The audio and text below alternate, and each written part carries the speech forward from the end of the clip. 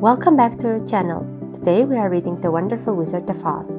In chapter 11 we saw how Great Oz told Dorothy and her friends to find and kill the Wicked Witch of the West.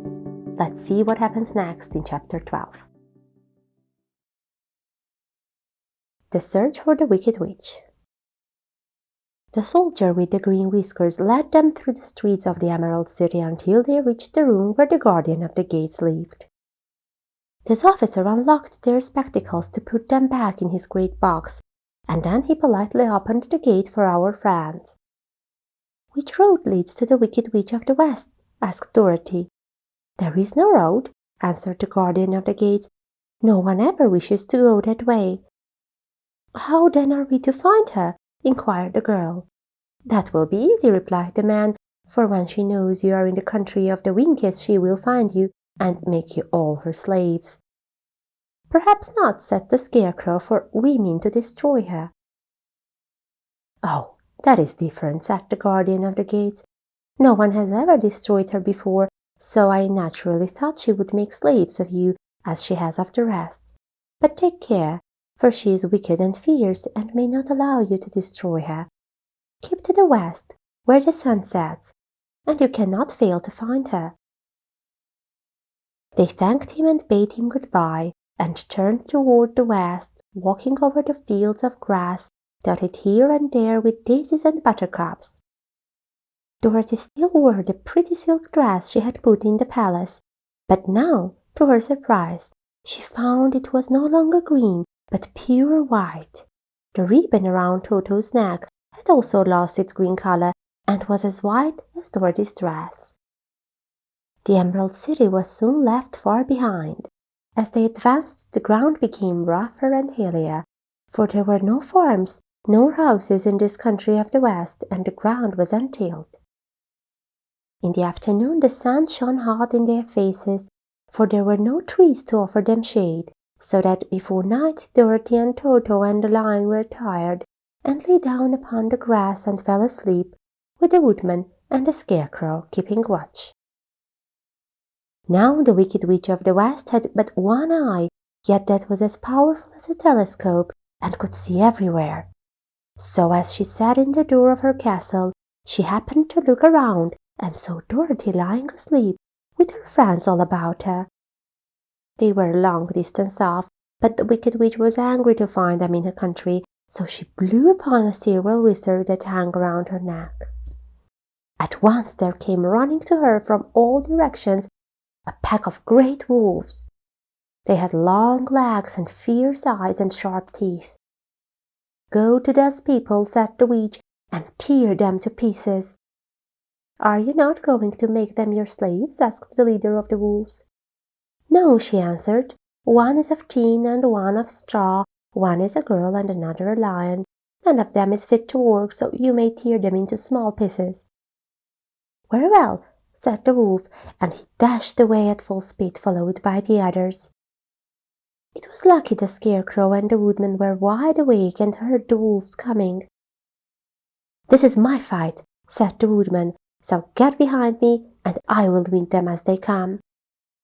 He seized his axe, which he had made very sharp, and as the leader of the wolves came on the Tin Woodman, swung his arm and chopped the wolf's head from its body, so that it immediately died.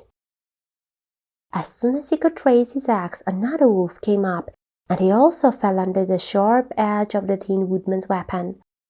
There were 40 wolves, and 40 times a wolf was killed, so that at last they all lay dead in a heap before the Woodman. Then he put down his axe and sat beside the Scarecrow, who said, "It was a good fight, friend." They waited until Dorothy awoke the next morning.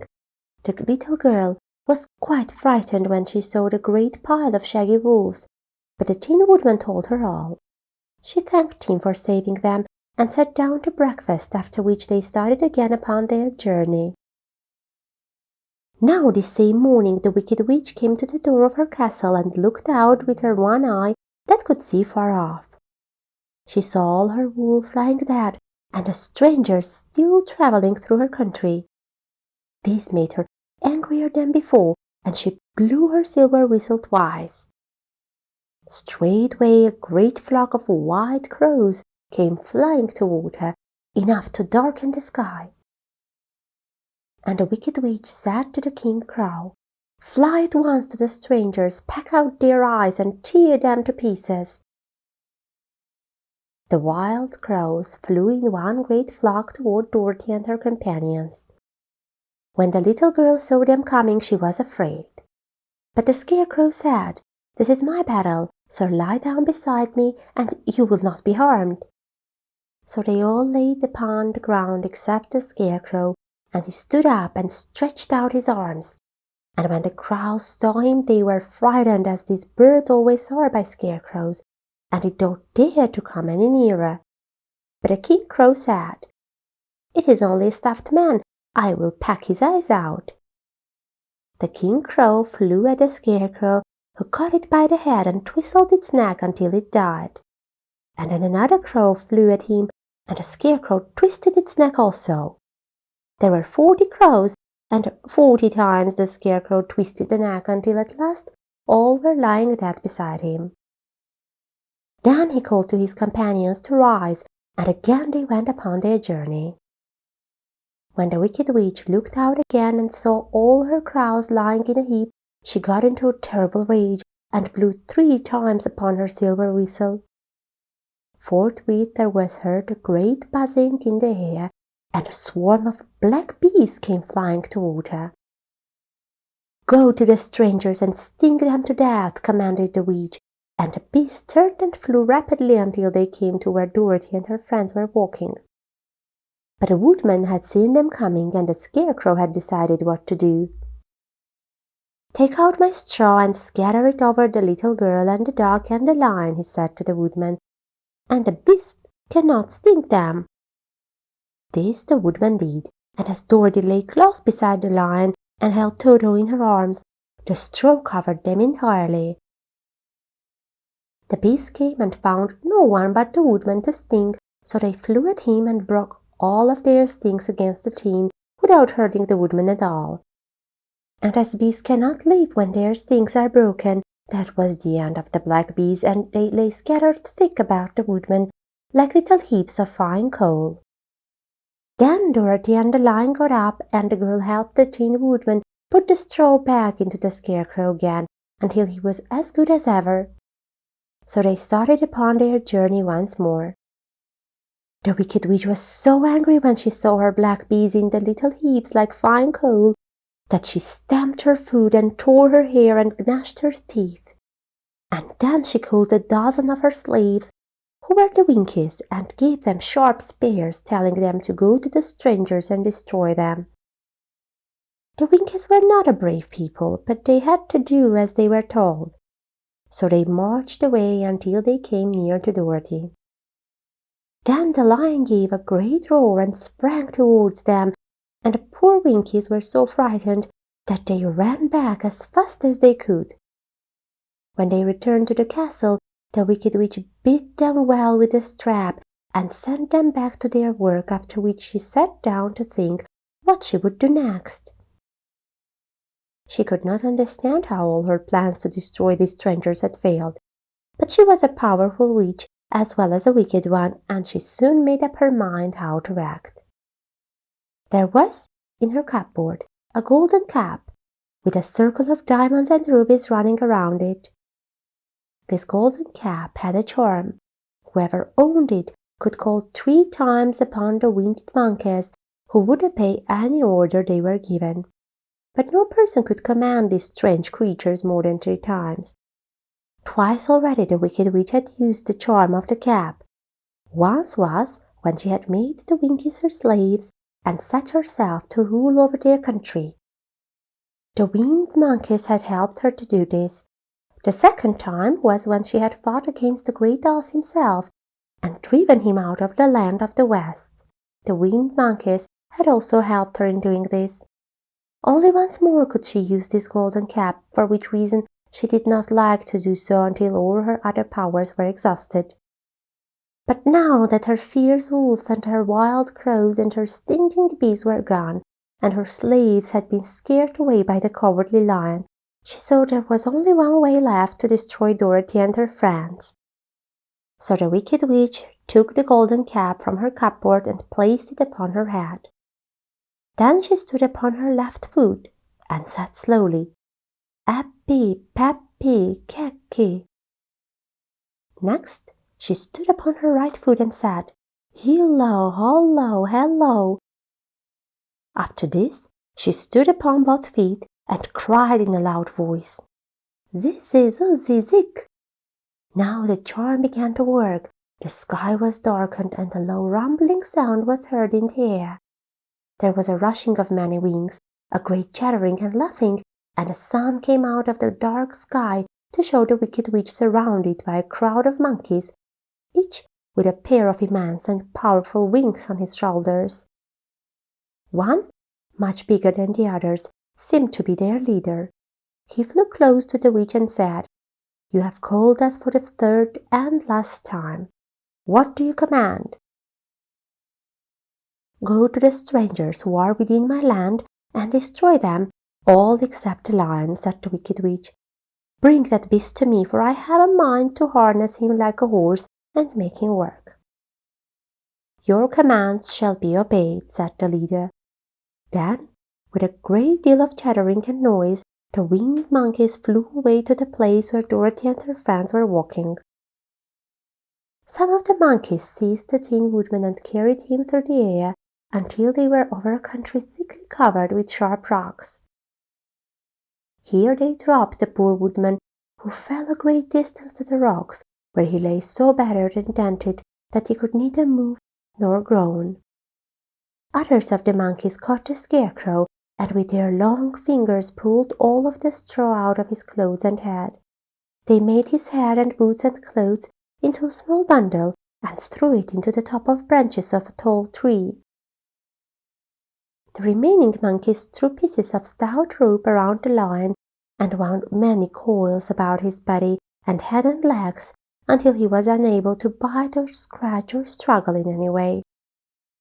Then they lifted him up and flew away with him to the witch's castle, where he was placed in a small yard with a high iron fence around it, so that he could not escape. But Dorothy they did not harm at all. She stood with Toto in her arms, watching the sad fate of her comrades and thinking it would soon be her turn. The leader of the winged monkeys flew up to her, his long, hairy arms stretched out and his ugly face grinning terribly, but he saw the mark of the good witch's kiss upon her forehead and stopped short, motioning the others not to touch her. "We dare not harm this little girl," he said to them, "for she is protected by the power of good, and that is greater than the power of evil. All we can do is to carry her to the castle of the wicked witch and leave her there." So, carefully and gently they lifted Dorothy in their arms and carried her swiftly through the air until they came to the castle, where they set her down upon the front doorstep. Then the leader said to the witch, "We have obeyed you as far as we were able. The Tin Woodman and the Scarecrow are destroyed, and the lion is tied up in your yard. The little girl we dare not harm, nor the dog she carries in her arms. Your power over our band is now ended, and you will never see us again." Then all the winged monkeys, with much laughing and chattering and noise, flew into the air and were soon out of sight. The wicked witch was both surprised and worried when she saw the mark on Dorothy's forehead, for she knew well that neither the winged monkeys nor she herself dare hurt the girl in any way. She looked down at Dorothy's feet, and seeing the silver shoes, began to tremble with fear, for she knew what a powerful charm belonged to them. At first, the witch was tempted to run away from Dorothy, but she happened to look into the child's eyes and saw how simple the soul behind them was, and that the little girl did not know of the wonderful power the silver shoes gave her. So the wicked witch laughed to herself and thought, "I can still make her my slave, for she does not know how to use her power." Then she said to Dorothy, harshly and severely, "Come with me and see that you mind everything I tell you, for if you do not, I will make an end of you, as I did of the Tin Woodman and the Scarecrow." Dorothy followed her through many of the beautiful rooms in her castle until they came to the kitchen, where the witch bade her clean the pots and kettles and sweep the floor and keep the fire fed with wood. Dorothy went to work meekly, with her mind made up to work as hard as she could, for she was glad the wicked witch had decided not to kill her. With Dorothy hard at work, the witch thought she would go into the courtyard and harness the cowardly lion like a horse. It would amuse her, she was sure, to make him draw her chariot whenever she wished to go to drive. But as she opened the gate, the lion gave a loud roar and bounded her so fiercely that the witch was afraid and ran out and shut the gate again. "If I cannot harness you," said the witch to the lion, speaking through the bars of the gate, "I can starve you. You shall have nothing to eat until you do as I wish."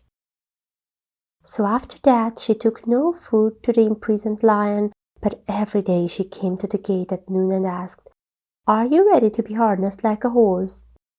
And the lion would answer, "No. If you come in this yard, I will bite you." The reason the lion did not have to do as the witch wished was that every night, while the woman was asleep, Dorothy carried him food from the cupboard. After he had eaten, he would lie down on his bed of straw, and Dorothy would lie beside him and put her head on his soft, shaggy mane, while they talked of their troubles and tried to plan some way to escape. But they could find no way to get out of the castle, for it was constantly guarded by the yellow Winkies, who were the slaves of the wicked witch and too afraid of her not to do as she told them. The girl had to work hard during the day, and often the witch threatened to beat her with the same old umbrella she always carried in her hand. But in truth, she did not dare to strike Dorothy because of the mark upon her forehead. The child did not know this, and was full of fear for herself and Toto. Once the witch struck Toto a blow with her umbrella, and a brave little dog flew at her and bit her leg in return. The witch did not bleed where she was bitten, but she was so wicked that the blood in her had dried up many years before. Dorothy's life became very sad as she grew to understand that it would be harder than ever to get back to Kansas and Annam again. Sometimes she would cry bitterly for hours, with Toto sitting at her feet and looking into her face, whining dismally to show how sorry he was for his little mistress. Toto did not really care whether he was in Kansas or the Land of Oz so long as Dorothy was with him, but he knew the little girl was unhappy, and that made him unhappy too. Now the wicked witch had a great longing to have for her own the silver shoes which the girl always wore.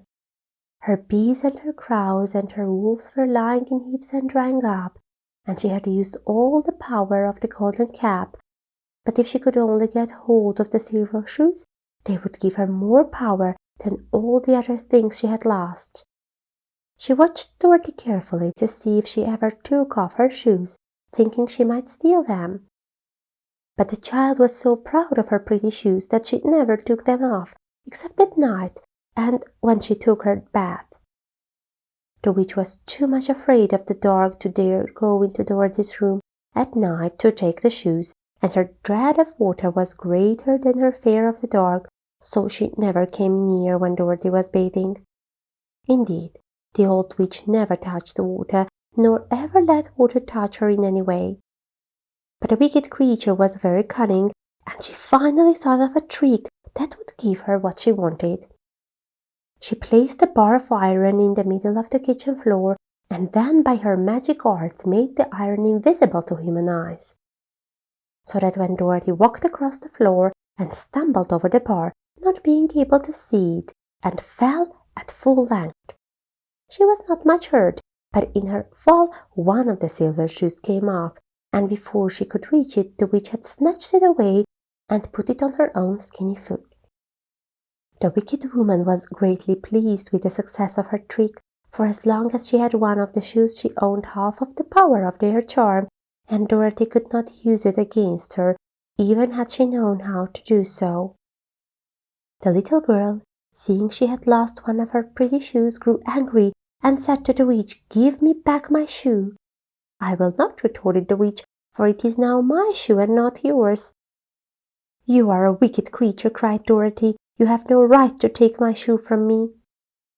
"I shall keep it just the same," said the witch, laughing at her, "and some day I shall get the other one from you too."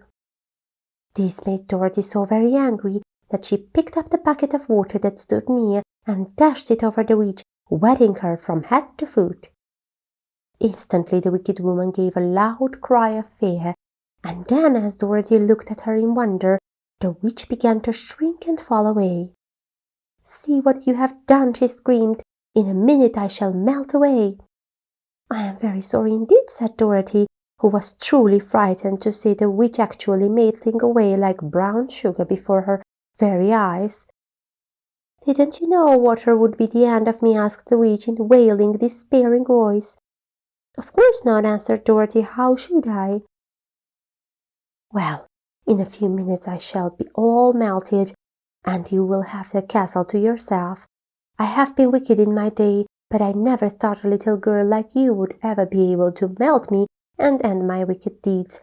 Look out! Here I go." With these words, the witch fell down in a brown, melted, shapeless mass, and began to spread over the clean boards of the kitchen floor. Seeing that she had really melted away to nothing, Dorothy drew another bucket of water and threw it over the mass. She then swept it all out the door. After picking out the silver shoe, which was all that was left of the old woman, she cleaned and dried it with a cloth and put it on her foot again. Then, being at last free to do as she chose, she ran out to the courtyard to tell the lion that the Wicked Witch of the West had come to an end, and that they were no longer prisoners in a strange land. This much for chapter 12. Stay tuned to our channel to see what happens next.